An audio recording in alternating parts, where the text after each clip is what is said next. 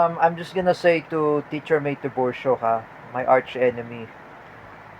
Teacher May Tiburcio, ha, you should discipline that your former student in CDIFI, Paulo Cruzada, that person is promoting terrorism.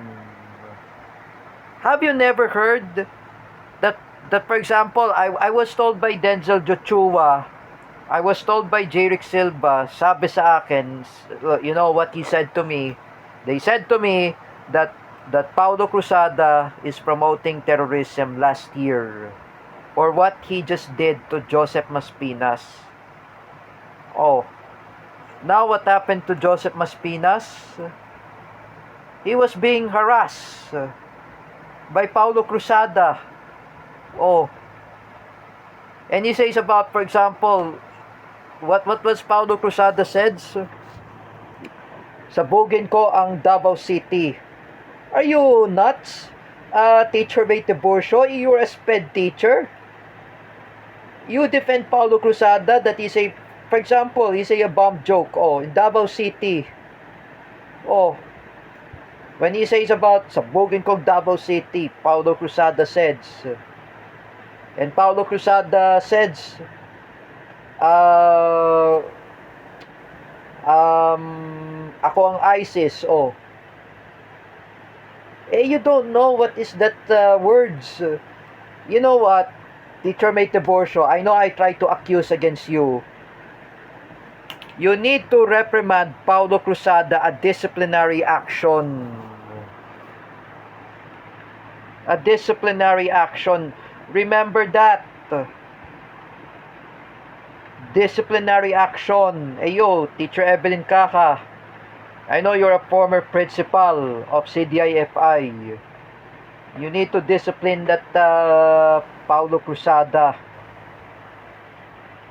Don't even know that Paulo Cruzada is making a bomb threats and bomb jokes last year in social media. This is make any sense. Me, I'm not promoting terrorism. Anyway,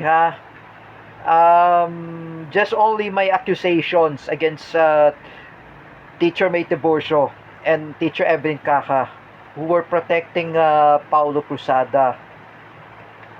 I am against terrorism. I am against Salafism. As I'm a former Shia Muslim and I am a Judaism, I am fighting against terrorism. Look at the Shias. The Shia Muslims are against terrorism. Oh, have you ever known that ISIS, they kill Shias, Shia Muslims in Iraq, and even the one of the Japanese citizen who was kidnapped and beheaded by ISIS? You know that, Paulo Cruzada, Jim Macasandil, even Gina Asedio and Jeffrey Asedio do not promote terrorism. Because I know I criticize Paulo Cruzada, Gina Asedio, Jeffrey Asedio, and Jim Macasandil that they are promoting terrorism.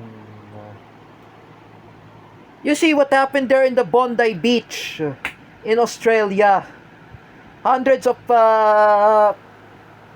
Australian Jewish and civilians, even the one of them were Shia Muslim, they were get killed. The one of the Shia Muslim who came from in Syria and migrate to Australia, Ahmed Al-Ahmed, he disarmed the Sajid Nakram, who was Indian Sunni Muslim, and even Navid Akram, who was Australian, who was a Sunni Muslim. That was his son, an Australian citizen, and that was his father, who was an Indian. They disarmed the gun. They disarmed the rifle As you can see, Ahmed al-Ahmed is also a Syrian Shia Muslim who disarmed Sajid Nakram with the assault with the sniper rifle. Oh, he disarmed it, the rifle. Oh, we have to thanks to Ahmed al-Ahmed, who was a Shia Muslim, who came from in Syria, migrated in Australia. He's a true hero. I know he's a true hero. He was a soldier of the loyalty of Bashar al-Assad when he was a Syrian army named Ahmed al-Ahmed since year 2015. He fight against ISIS. Oh, you, Paulo Cruzada, Gina Asedio, Jeffrey Asedio, and Jima Casandil, 6 of you, stop promoting terrorism.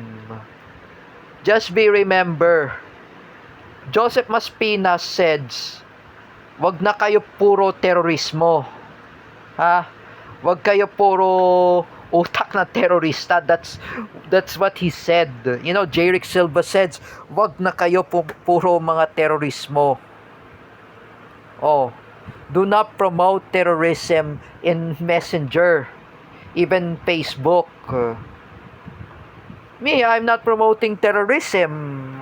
Do you remember Kawali Coronel, the friend of Roylan Marlang, who was a Shia Muslim and founder of the Kawal ng Inclusion? Kawali Coronel is against terrorism. We have anti-terror law in the Philippines. Paulo Cruzada, Jean Asedio, Jeffrey Asedio, and Jima Casandil. Just like I said, we have anti-terror law. If we have anti-terror law, we have anti-terror law. However, if we have anti-terror law, we have anti-terror law. That anti-terror law that was signed by my idol Rodrigo Duterte. Rodrigo Duterte signed this law, anti-terror law. Even we have anti-bomb joke law. The presidential decree 1727. And then and then all of you say, Paulo Cruzada, Gina Asedio, Jeffrey Asedio, and Jima Casandil, the uncle of Paula Nunez. All of you are saying, sabugin ko ang Davao City at Metro Manila. Even Beijing, China, Hong Kong, even what else? Tehran, Iran, Moscow, Russia, Pyongyang, North Korea, including Japan, Fukuoka, not including Fukuoka, Nagoya and Osaka, even Tokyo. At least they never mention about Fukuoka. You know, I'm not promoting terrorism.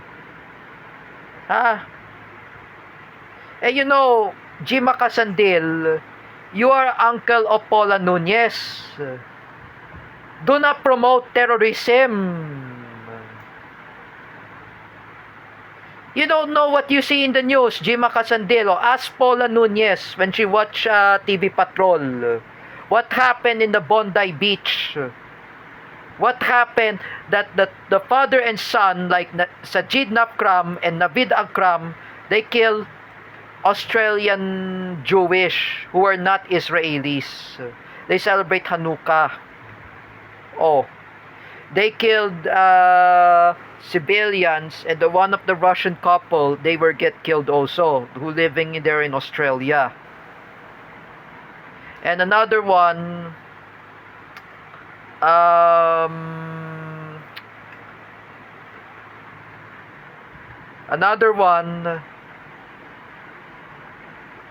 who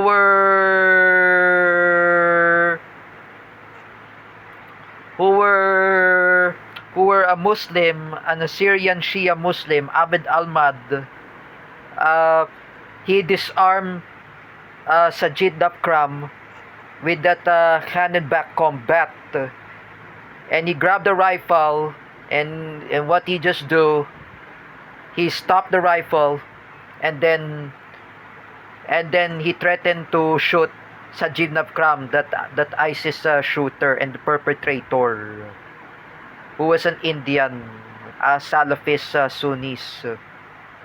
And thanks to Ahmed Al-Ahmad, who is a Shia Muslim, who's fighting against terrorism. Oh, we are against terrorism.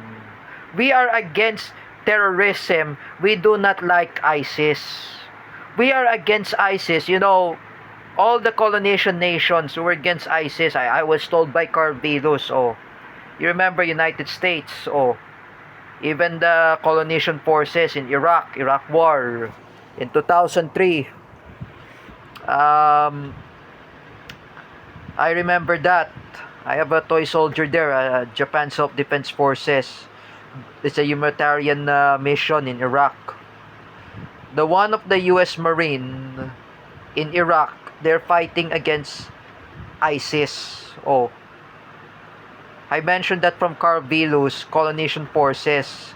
After the September 11, 9/11 attack, after the topple of Saddam Hussein, the ISIS who were killed by US Marines, they're fighting against terrorism during the time of George W. Bush.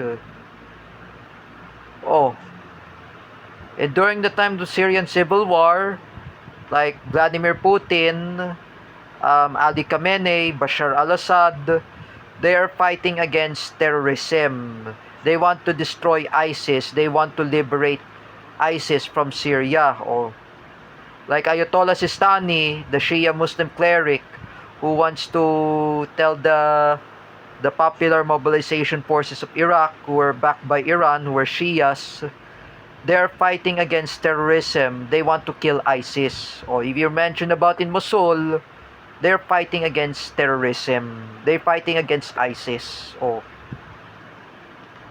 Just be remember, Paulo Cruzada, Jean Asedio, Jeffrey Asedio, and Jim Macasantil. All of you, stop promoting the fucking terrorism in social media, even Messenger and Facebook. ISIS are motherfuckers. They are killers. I do not say bad words. Remember, I do not promote terrorism. Like, for example, for example, when John Mendoza says, if he make a joke, ISIS, by IED, he said it, you love IED, John Mendoza said, so even he make a joke, it's just a joke, but John Mendoza, that was the caretaker, is Kuya Julio, John Mendoza is making a joke about Marawi Siege, about Itzilon Apilon, Omar Maute, he's making a joke. I'm not seriously angry at John Mendoza, but he's making me a joke. But John Mendoza, he idolized Iran, he idolized Ali Khamenei, he idolized Rahula Khomeini. I mentioned John Mendoza and Kuya Julio. That was the caretakers, Kuya Julio and John Mendoza. And John Mendoza, he praises Iran. He praises Russia as well. He's against terrorism, just like Tito Mac. I know John Mendoza, he loves Russia and Iran, just like Tito Mac. He is against terrorism. John Mendoza is against terrorism. I know he's a cerebral palsy like Lawrence Villawan. He's against terrorism. We are against terrorism. We do not promote terrorism. When I was told by Roylan Marlang, he said to me, wag ka na mag-promote ng terorismo. Terrorism spreading in social media like on Facebook and Messenger, or promoting terrorism, it's not really good. That is cause of um of of of bomb joke. Oh, you remember bomb joke? Or what was I mentioned from David Gill? Or David Gill says to me, oh, do not make a bomb joke. Or do not spread a war about bomb joke. Or do not spread the bomb joke. All the people there are against terrorism. Oh, Iran and Russia are fighting against terrorism. For example, Philippines and Cuba are fighting against terrorism. Oh, we are fighting against terrorism. Like all the ASEAN nation, Philippines, Malaysia, Indonesia, um, Singapore, Thailand, Vietnam, and including Cambodia and Thailand. Oh, they're fighting against terrorism. We do not like terrorism. I remember that I was in Malaysia. Oh, I study Shia Muslims. Oh, ISIS is the enemy of the Shia Muslim. Oh, do not spread ISIS, Paulo Cruzada. Remember, when I was told by Denzel Joshua, oh, ISIS is the enemy of the Shia Muslims and Christians.